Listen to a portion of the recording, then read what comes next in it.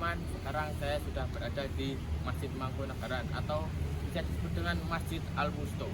Nah, masjid ini terletak di Jalan R.A. Kartini nomor 3 Surakarta. Pada kali ini saya ingin menjelaskan sejarah singkat Masjid Al-Wusto ini. Nah, masjid ini dibangun pada tanggal 1878.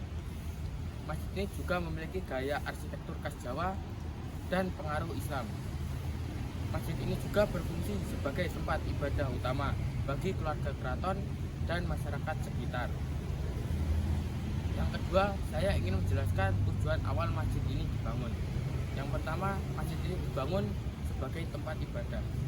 Masjid ini digunakan untuk kegiatan keagamaan seperti sholat berjamaah, pengajian, serta perayaan hari besar Islam. Yang kedua, sebagai pusat pendidikan agama. Masjid ini juga menjadi tempat pendidikan agama Islam bagi masyarakat di lingkungan Kabupaten Mangkunegaran. Yang ketiga, sebagai simbol keagamaan. Masjid ini juga melambangkan harmoni antara tradisi Jawa dan Islam dalam kehidupan keraton atau Mangkunegaran. Terima kasih. Beginilah suasana Masjid Mangkunegaran atau juga bisa disebut dengan Masjid Al-Wusto. Masjid ini menjadi tempat berkumpul pemerhatian hubungan sosial melalui acara komunitas seperti buka bersama, pembagian zakat, dan kegiatan sosial lainnya. Di sekitar Masjid Al-Wusto juga terdapat pemukiman warga.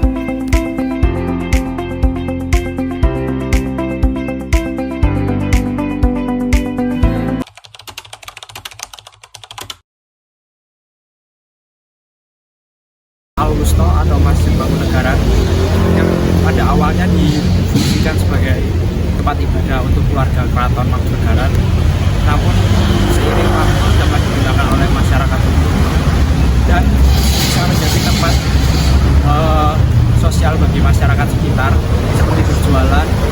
Dan juga di masjid ini digunakan untuk tempat wisata religi serta tempat pendidikan bagi anak-anak yang ingin belajar seperti membaca kitab suci dan semacamnya. Kemudian juga masjid ini digunakan juga untuk tempat berjualan pada hari-hari seperti hari-hari besar, kan banyak orang berjualan di sini, kemudian membangkitkan nilai-nilai UMKM di sini. Dan juga masjid ini juga tidak bilang nilai spiritual tentang sejarahnya karena masih dirawat dan masih baik hingga hari ini. Keberadaan Masjid Al-Wusto atau Masjid Mangkunegaran di sekitar Mangkunegaran ini adalah yang pertama, yaitu tempat kumpulnya masyarakat seperti bermusyawarah, berdiskusi, kemudian juga tempat pembagian donasi seperti dana, kemudian sedekah dan lain-lain seperti ini. Pada hari Jumat biasanya terdapat ada makan maknya masjid di sini memberikan gratis kepada masyarakat sekitar yang menjalankan sholat Jumat. Kemudian juga di sini sebagai tempat wisata religi dan itu pemasukan ekonomi masyarakat sekitar jadi bisa meningkat. Jika ada harian besar biasanya banyak orang dari luar kota datang ke sini untuk wisata religi. Kemudian daripada itu maka para UMKM itu perekonomiannya meningkat. Nah, maka masjid ini sangat berdampak besar pada kehidupan masyarakat sekitar sini. Beginilah suasana pemukiman warga di sekitar Masjid Al-Wusto atau Masjid Mangkunegaran.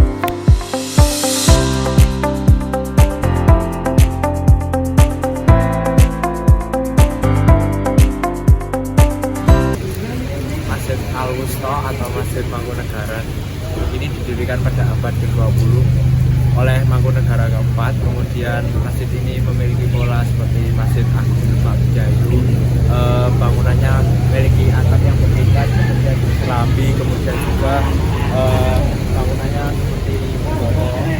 Kemudian juga bangunan ini memiliki bentuk kemudian ketongan, dan juga di atapnya terdapat mustofa. Kemudian juga warna dominan pada masjid ini yaitu warna hijau dan putih yang melambangkan warna Mangkunegaran, yaitu yang sangat identik dengan warna hijau. Kemudian juga masjid ini terdapat kaligrafi, yaitu ayat-ayat Al-Quran dan hadis yang dituliskan oleh Nabi Muhammad.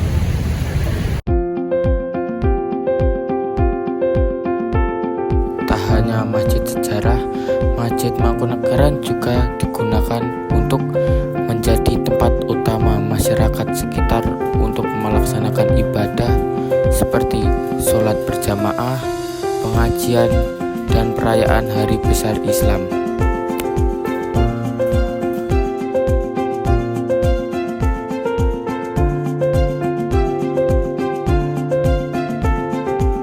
Masjid Mangkunegaran turut melestarikan budaya Jawa melalui arsitek-arsitek khas seperti kaligrafi yang berada di tiang-tiang dalam masjid, serta tradisi keagamaan di sekitar. Di luar Masjid Mangkunegaran juga terdapat beduk.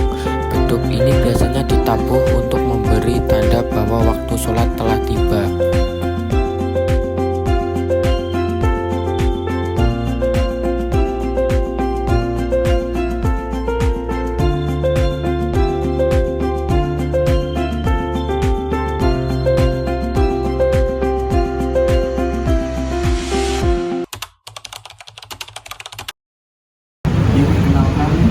Kami dari siswa SMK PKL mendapatkan tugas untuk mencari tahu tentang sejarah Masjid Al-Wusta. Jadi kami ingin bertanya untuk soal pertama, apa yang Bapak atau apa yang Bapak tahu tentang sejarah Masjid Al-Wusta? Al-Wusta kaitannya dengan sejarah Masjid Al-Wusta ini awalnya posisinya itu tidak di tempat yang sekarang ini. Jadi awal berdirinya Masjid Al-Wusta atau yang namanya Masjid Mangkunegaran, belum nama Al-Wusta, Masjid Puro Mangkunegaran ini awalnya diprakarsai atau di Mangkunegara pertama atau yang dikenal dengan Pangeran Sambirnyawa atau Raden Mas Said. Ini berdirinya sekitar tahun 1780-an. Jadi berada di kampung Kauman Pasar Regi yang sekarang sudah menjadi pasar Regi. Nah, itu mulai dari Mangkunegara pertama, Mangkunegara kedua, Mangkunegara ketiga. Ini posisi masjid masih di kampung Kauman Pasar Regi. Di sini adalah sebagai tempat tinggal Patih Sindurejo atau Patih yang ada di Kasunanan. Karena Mangkunegara belum punya rumah, belum punya hanya menempati ini ya. Tahun setelah itu baru tahun 1878, nah itu masjid ini dipindahkan oleh Mangkunegara keempat.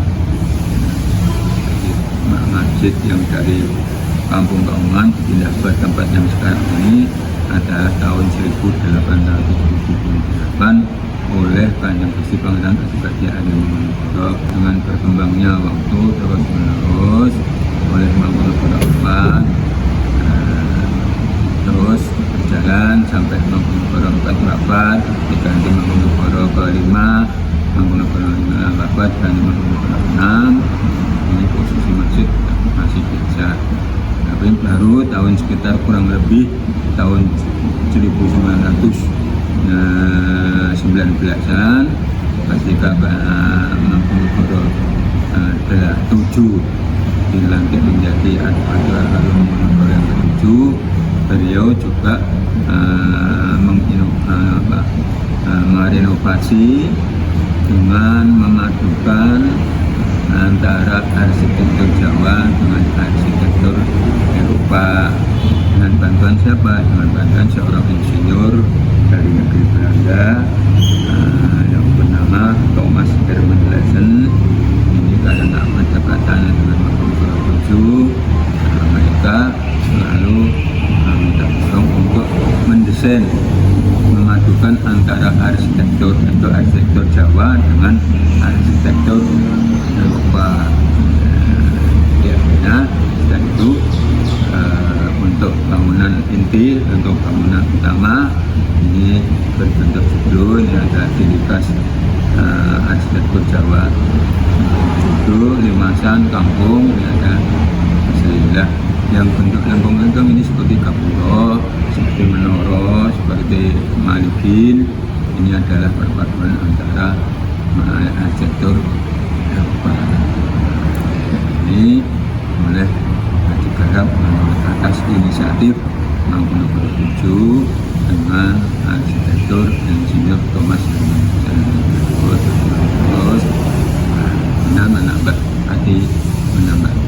membuat pagar tembok keliling, di depan ada gapura besar masuk, seperti serambi juga seperti gapura masuk, ini seperti mihrab, ini namanya mihrab masuk. Setelah itu sampai sekarang ini, setelah Indonesia itu merdeka, setelah Indonesia berdiri, keraton sudah tidak punya otoritas apa-apa, hanya sebagai sejarah. Akhirnya masjid-masjid yang masjid-masjid yang dulu bersejarah ini dikelola oleh pemerintah. Terus saya mau tanya, kan saya juga membaca di artikel Google, katanya tempat ini pernah dijadikan buat sunatan massal. Sunatan massal ini adalah maligin ya. Maligin ini adalah tempat bakti sosial Mangkunagaran dengan hitanan massal. Kalau hitanan di situ, hitannya di situ, yang hitan berada di Serambi ini. Tapi kegiatan itu tetap kita lestarikan sesuai dengan kemajuan zaman ini. Kalau sekarang sudah ada yang namanya usaha wisata masjid. Ini kalau hitan tidak di situ lagi, ini sebagai monumen, tapi di usaha wisata masjid itu.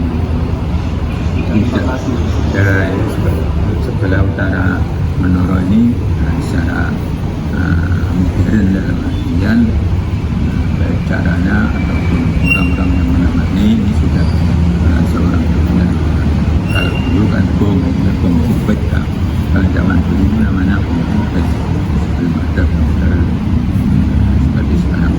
Berarti tanam massal tetap ada, cuma tempatnya beda. Kalau enggak ya tim sini kita kemana ataupun dengan yang lain mengadakan tanam massal di sana, di masjid mana, jadi tidak bisa muslim ibadah di sini tidak kemana-mana, tidak ada yang memberikan khusus tanam massalnya ada komunitas. Pertanyaan selanjutnya, bagaimana dampak masjid ini bagi masyarakat, terutama masyarakat Surakarta pada zaman dulu awal diresmikan untuk umum ya, kan sebelumnya kan cuma buat dengan adanya masjid ini dibesarkan atau direnovasi ini untuk menampung jamaah yang pada waktu itu para punggawa keraton Sinton Dalam ataupun abdi-abdi dalam ini banyak yang beribadah ke sini. Akhirnya kan dibesarkan masjid satu dengan berpindahnya masjid yang letaknya di pasar tiga tempat sekarang ini kan lebih dekat.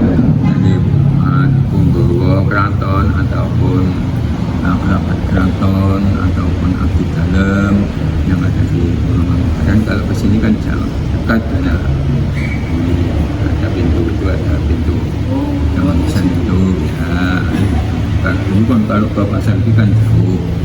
Nah, dengan adanya pindah-pindah masjid ini menjadi semakin masjid ini semakin bermanfaat, dapatnya lebih banyak jamaahnya yang karena apa? Karena untuk lalu lintas pada waktu itu juga sampai sekarang kalau mau ke sholat mau ke sini kan tidak seperti